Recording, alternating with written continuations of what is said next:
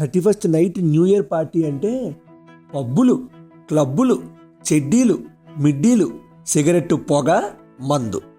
అదే ఉగాది అంటే పంచెలు, లంగావోనీలు, ఉగాది పచ్చడి, పులిహార, అగరొత్తుల పొగ. పబ్బుకే పోదాం. నా ఎథీస్ట్ ఫ్రెండ్ అని చెప్పా కదా, వాడు నేను పార్టీకి రెడీ అయిపోయాం. ఇంకో అరగంట టైం ఉంది బయలుదేరడానికి. భలే దొరికాడ్రా వీడు అనుకున్నాను నేను. రే బాబాయ్ ఇలా రా అన్నాను. ఏదో తేడాగా ఉందేంటి అని అనుకుంటూనే వచ్చాడు మా వాడు. మావా నువ్వు సెక్యులరా రిలీజియస్సా అని అడిగా. ఎరా తెలిసి అడుగుతున్నావా బలిసి అడుగుతున్నావా? తెలుసుకోవాలని అడుగుతున్నా మావా బ్రో అన్నాను. ఐఎమ్ సెక్యులర్ మ్యాన్, రిలీజియన్ నేను నమ్మను, తెలుసు కదా నీకు అన్నాడు. దొరికాడు రా వీడు. నేను వాడితో అన్నాను, రేయ్ నా date of birth 18th February 1997, మరి నీది? September 4th 1996 అన్నాడు వాడు. నీకు తెలుసా నువ్వు 96లో పుట్టావు కాబట్టి బర్త్డే జరుగుతుంది, కానీ అదే September 4th 1996 కాకుండా 1752లో పుట్టుంటే నీకు అసలు బర్త్డే ఉండేది కాదు తెలుసా? అదేంట్రా చెప్తానులే కానీ ముందు నాకు ఇది చెప్పు. 1996 అన్నావు కదా, 1996 ఇయర్స్ ఆఫ్టర్ వాట్ అని అడిగాను నేను. 1996 అన్నో డొమినోరా, 1996 AD అన్నాడు వాడు. అదేరా 1996 అంటే ఫస్ట్ ఇయర్లో ఏం జరిగింది, అది ఫస్ట్ ఇయర్ అవ్వడానికి అని అడిగాను. నువ్వే చెప్పా అన్నాడు. అన్నో డొమినో అంటే ఇయర్ ఆఫ్ లార్డ్ అని అర్థం. 1996 AD అంటే 1996 years after lord was Born అని. ఆ ఫస్ట్ ఇయర్ అనేది జీసస్ పుట్టిన ఇయర్ అని, ఆ హిస్టారిక్ ఈవెంట్ని రిఫరెన్స్గా తీసుకొని ఆ ఈవెంట్కి ముందంతా BC బిఫోర్ క్రైస్ట్ అని, తర్వాత అంతా అన్నో డొమినో AD అని వచ్చాయి. మరి నువ్వు సెక్యులర్గా మావా జీసస్ని రిఫరెన్స్గా తీసుకొని ఫామ్ అయిన ఈ రిలీజియస్ క్యాలెండర్ ఇయర్స్ని ఎలా యాక్సెప్ట్ చేసావు మావా బ్రో? అమాయకంగా అడిగాను నేను. అంటే అది రామ్ అని తడబడ్డాడు వాడు. నేను అన్నాను, ఇప్పుడు నువ్వే చెప్పురా, ఫలానా ఇయర్లో శ్రీరాముడు పుట్టాడురా, ఆ ఇయర్ నుంచి అంతా AR ఆఫ్టర్ రామ్ అని, ముందంతా BR బిఫోర్ రామ్ అని అంటే నువ్వు ఒప్పుకుంటావా? అలా ఎలా? I don't believe in religion అన్నాడు కదా. మరి రిలీజియన్కి ట్యాగ్ అయిన ఈ క్యాలెండర్ని కాకుండా ఒక సెక్యులర్ క్యాలెండర్ని ఫాలో అవ్వాలి, రైట్ అంటావా కాదా? రైటేరా అన్నాడు వాడు. అసలు ఇప్పుడున్న ఈ క్యాలెండర్ ఎలా వచ్చిందో చెప్పనా? చెప్పు చాలా ఇంట్రెస్టింగ్గా ఉంది అన్నాడు వాడు. కొన్ని thousands of years బ్యాక్ బాబాయ్, Romans, Egyptians they had different types of calendars, time keeping అనమాట. అంటే ఎలా చేసేవాళ్ళు, ఆకాశంలో సోలార్ అండ్ లూనార్ మూమెంట్స్ని బట్టి క్యాలెండర్ పెట్టుకునేవాళ్ళు. ఓకే, ఇండియన్స్ కూడా ఒక సిస్టమ్ ఉంది, అది మనం లాస్ట్లో మాట్లాడదాంలే.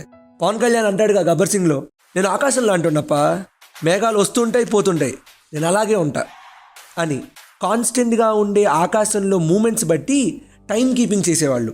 కాకపోతే రోమన్ న్యూమరిక్ సిస్టమ్ మనం చదువుకున్నాంగా, రోమన్ నెంబర్స్, అందులో ఫ్రాక్షన్స్ని చూపించలేం కదా. ఆ లిమిటేషన్ వల్ల they exactly could not measure the length of the year, ఎందుకంటే అందులో ఫ్రాక్షన్స్ లేవు కదా. సో దానివల్ల చాలా తప్పులు వచ్చేసాయి ఆ క్యాలెండర్లో. దాన్ని రిఫార్మ్ చేయడానికి మనం చిన్నప్పుడు నాన్ డీటెయిల్లో జూలియస్ సీజర్ గురించి మాట్లాడుకున్నాం, గుర్తుందా?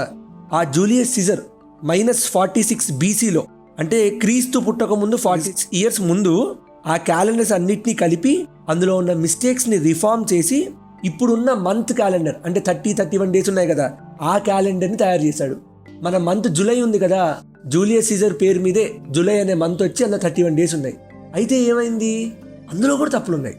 అందుకే జూలియస్ సీజర్ తమ్ముడు అగస్టస్ సీజర్ ఆయన వచ్చి ఇంకొన్ని రిఫార్మ్స్ చేశాడు. చేసి ఈయనేమన్నాడు, నా అన్నకైతే జూలియస్ సీజర్ పేరు కాబట్టి జూలై అని పెట్టారు, నా పేరు మీద కూడా ఒక మంత్ ఉండాలని చెప్పి ఆయన ఆగస్ట్ అని పెట్టుకున్నాడు. జూలైలో 31 డేస్ ఉన్నాయి కదా, నా మంత్లో కూడా 31 డేస్ ఉండాలి, 30 డేస్ ఎట్లా ఉంటాయని ఆగస్టులో 31 డేస్ పెట్టుకొని ఫిబ్రవరి నుంచి ఒక రోజు పీకేశాడు. అందుకే ఫిబ్రవరిలో లీప్ ఇయర్లో కూడా 29 డేసే ఉంటాయి, 30 డేస్ ఉండవు. అలాగా మొత్తం అంతా పెంట చేశారు క్యాలెండర్ని. సరే, ఇంత కథ ఉందా? ఆగు, ఇంకా ఉంది. అసలు ఈ జూలియన్ క్యాలెండర్ని, అంటే ఈ జూలియస్ సీజర్ తయారు చేసిన జూలియన్ క్యాలెండర్ని క్రిస్టియానిటీ ఎందుకు అడాప్ట్ చేసుకుందో తెలుసా? క్రీస్తు పుట్టి చచ్చిపోయిన తర్వాత చాలా రోజుల తర్వాత, ఆల్మోస్ట్ 6 centuries తర్వాత ఒక్కొక్క ప్లేస్లో ఒక్కొక్క చోట ఈస్టర్ పండుగ, వాళ్ళకి చాలా పెద్ద ఫెస్టివల్.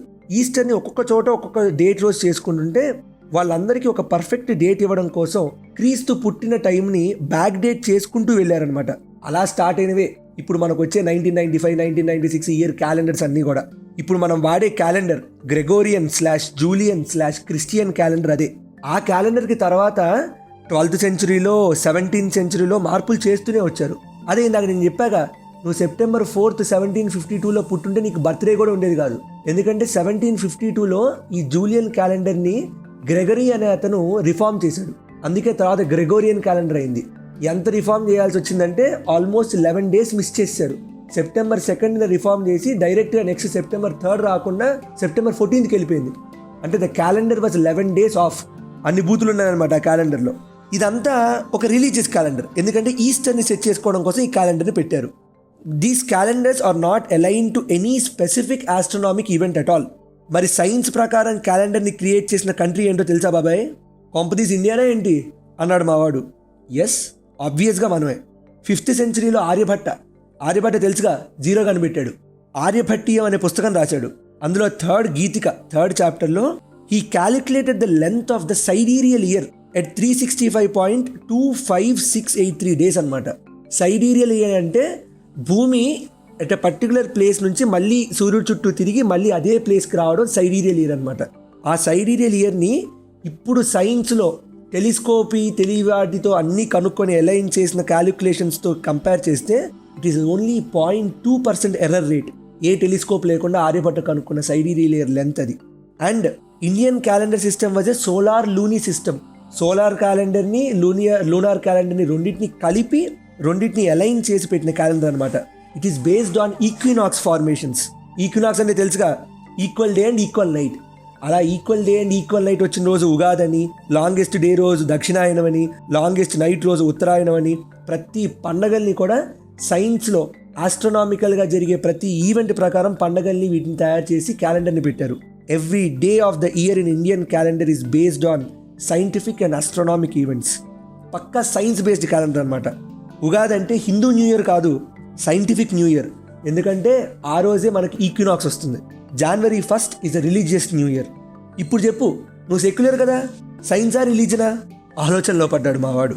అసలు మనం సైడీరియల్ ఇయర్ని వదిలేసి ట్రాపికల్ ఇయర్ని యూజ్ చేస్తుండడం వల్లే మన వెదర్ ప్రెడిక్షన్స్ అన్ని వేస్ట్ అయిపోయాయని, పోస్ట్ ఇండిపెండెన్స్లో మేఘనాథ్ సాహా గారు ఇచ్చిన ఒక్క రిపోర్ట్ వల్ల ఈ క్యాలెండర్ని మనం ఫాలో అవ్వాల్సి వస్తుందని, మన అసలు క్యాలెండర్ అండ్ మాయన్ క్యాలెండర్స్ రెండు -3112 BCలో ఒకటి, -3102 BCలో ఒకటి, చాలా తక్కువ ఎర్రర్తో ఆల్మోస్ట్ సేమ్ టైంలో ఒకే ఆస్ట్రోనామికల్ ఈవెంట్ రిఫరెన్స్తో యుగాలు స్టార్ట్ చేశారని, అసలు నీకు తెలుసా అరబిక్ న్యూమరిక్ సిస్టమ్కి, ఇండియన్ క్యాలెండర్కి, న్యూటోనియన్ మెకానిక్స్కి, ఆస్ట్రోనామికల్ ఈవెంట్స్కి వీటన్నిటికీ ఉన్న సంబంధాన్ని చెప్దామని లోపే మా వాళ్ళు ఫోన్ చేశారు. ఎరా స్టార్ట్ అయ్యారా అని. సర్లే ఇక బయలుదేరదాం పదలే అన్నాను నేను. ఇది న్యూ ఇయర్ కాదు కదరా, నువ్వెందుకులే పార్టీకి, ఉండిపో మండిపోయి అన్నాడు మావాడు. ప్రతిరోజు పండగరా అబ్బాయి, పద అన్నాను నేను. ఇది ఇవాళ ఇతిహాసం విత్ దర్హాస్. నా ఇన్స్టాగ్రామ్ ఐడి అమాస్ దర్హాస్. వింటూనే ఉండండి చాయ్ బిస్కెట్ స్టోరీస్.